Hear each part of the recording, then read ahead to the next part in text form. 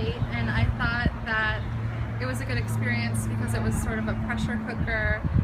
You presented your work to 8 art facilitators, curators, art writers, critics, and as an artist I think it's important to learn how to speak about your work in a succinct fashion, and this exercise helped with that, and also receiving first impressions of my current body of work, and I received a lot of interesting and helpful feedback that I'm sure I'll take to the studio this week.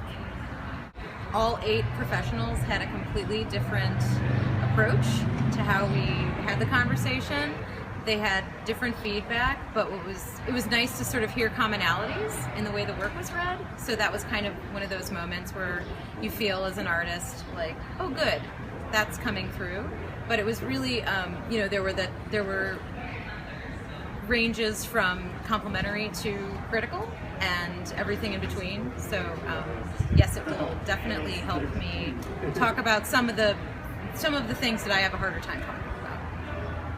Well, sure, I definitely did see something new. Now, I knew about half the artists at the table, but I learned something new from each one of them about what they were intending to do and how they were doing the work.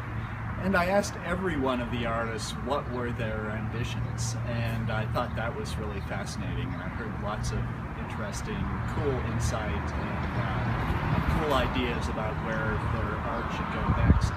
But of course what I really like is meeting new artists, and I certainly did that today, and that's really cool. New things. I think that I wasn't familiar with every one of the artists. I was familiar with some of their work, but even with the people whose work I knew, I saw new work from. I think the meaningful thing is artists frequently don't get an opportunity to have meaningful feedback. Inside in a commercial gallery setting or even a museum setting,